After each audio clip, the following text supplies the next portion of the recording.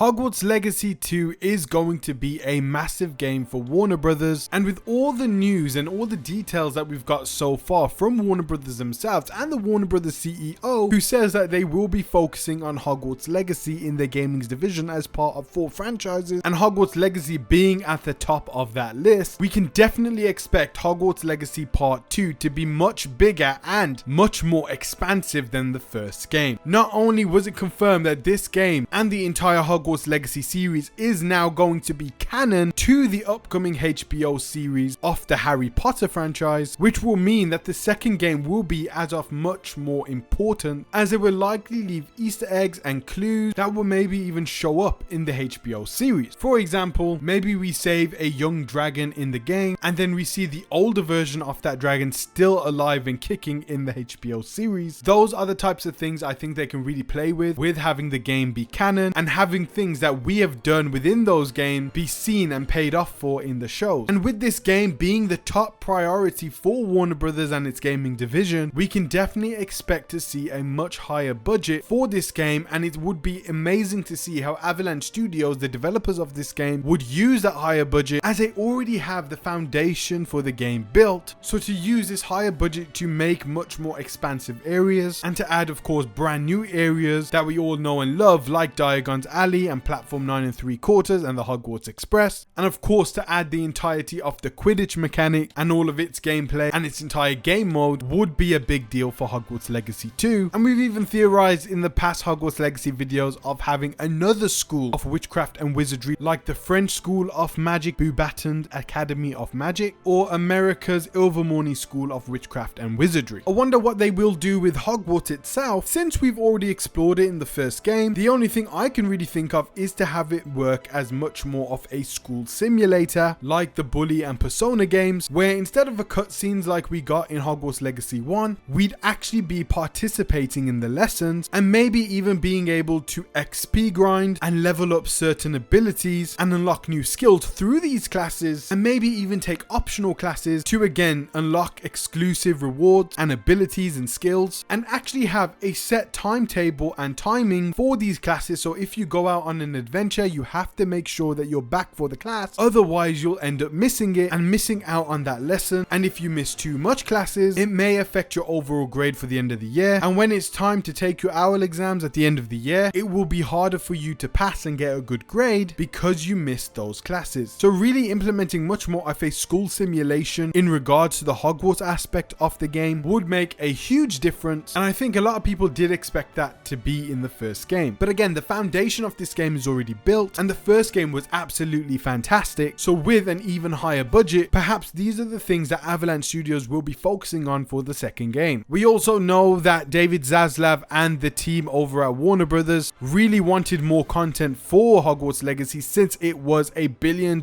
hit, and it seems like in 2025 we're going to be getting some actual DLC for Hogwarts Legacy in the form of a definitive edition for the game. And if the rumors and leaks are to be believed, this DLC will contain 10 to 15 hours of additional DLC. So it's likely with Hogwarts Legacy 2, they will have DLC in the back of their minds when creating the next game, and having DLC and expansions available not so long after the game has been released to keep people engaged within that world, and maybe even have much more of an end game once finishing the campaign. We know that Warner Brothers want to keep players engaged with their games. That is why they really tried to go down the live service route, which didn't work. But now with the focus on Hogwarts Legacy and more single player games like the upcoming Batman game, which has been teased by David Zaslav himself, it's likely that they will push for more DLC expansion rather than making the game a full live service. And this is actually good news, because that is something I wanted from Hogwarts Legacy 1 anyway, so I can all but guarantee this is going to be something we're definitely going to be seeing in Hogwarts Legacy 2 and 3. Another highly likely addition to Hogwarts Legacy 2 will be Quidditch, since they did make an excuse for it in the first game because they had a live service Quidditch game coming out. But now, since Quidditch Champions has been released, they can definitely input those mechanics or the entire Quidditch section within Hogwarts Legacy 2 and keep it a single player game. And there is just so much game modes and story potential you can do, and side quest missions you can add with having Quidditch as an additional mode. You can do a Quidditch World Cup, you can have the school season Quidditch games, and so much more that will just add to the second Hogwarts game, which which was definitely missing from the first, so I can definitely see Quidditch being a huge part of the next game too. Also, in regards to Quidditch, if it is missing in the second game, I think it will be cheap for the headmaster of Hogwarts to reference Quidditch being out of order again for the second year in a row. So I think with the first game, they may have run out of time in developing Quidditch for that game to actually implement it in, or maybe there was some license issue with Quidditch Champions and them not being allowed to put it in the game. But I think now that Quidditch Champions has been released and the developers will now have had a lot more time and an even bigger budget for the second game, it makes sense to add Quidditch into Hogwarts Legacy 2. I also think in terms of customization with our characters and the face models for a lot of characters within Hogwarts Legacy, they looked very much the same, but that was likely due to time constraints too. But now with Hogwarts Legacy 2, they are likely going to be using, of course, Unreal Engine 5 with all of its new features, so it's likely we're going to be getting much better face models and character models with the next game. Also with Unreal Engine 5, they can really take advantage of the nanite technology, which is a virtualized geometry system that allows developers to use photogrammetry and other high detail meshes in their games without significant performance impact, and the looming technology, which is a fully dynamic ray traced global illumination and reflection system that can react in real time to scene and lighting changes. And we see that with a lot of Unreal Engine 5 demos. And remember that the next Hogwarts Legacy game will likely be exclusive to PlayStation 5 and Xbox Series rather than being cross-platform with the PlayStation 4 and Xbox One, which means it could really be optimized for the current gen systems and take advantage of the SSD and the computing power of the current system. I also hope we get a continuation of the Sebastian solo story and get a lot more darker stories within this world and dive deeper into forbidden magic and really let our choices affect the story, going down of course a darker route or a lighter route. Although the first game did have this, it didn't really feel like a big enough impact and it still felt like we were a good guy at the end of the day. And I know it's very hard to implement something like this in a game like Hogwarts Legacy since you have a majority of the target audience be a lot younger. However, I hope the devs find a way around to do this and also continue the story from Hogwarts Legacy 1, maybe importing our character and our decisions like the Mass Effect series, and with the characters being 1 year older, I hope the storyline matures as the series grows older. It seems like the developers have planned a trilogy for this series, so this second game will likely set up a lot of stuff for the third game, and I really think it's got a lot of potential to be much better than the first. I think the first game was very well done, but I can see room for improvement, and now with a lot more time dedicated and a foundation already built with a higher budget attached, I think Hogwarts Legacy 2 has the potential to be one of the best open world games of all time. Let me know what you guys want to see from the future of Hogwarts Legacy. It's likely that we're going to be getting Hogwarts Legacy 1 Definitive Edition in 2025, and then hopefully we will be getting Hogwarts Legacy 2 in 2026. Guys, go ahead and check out my Superhero Games update channel where we've talked about an upcoming Superman game that could definitely be in the works by Warner Brothers Montreal. I'll leave that video in the description pinned comment section below, and help me get to 1,000 subscribers over there. And please like this video so it reaches more people and share it with your friends, and I hope to see you in one of my next videos. Go ahead and check out my previous Hogwarts Legacy 2 update,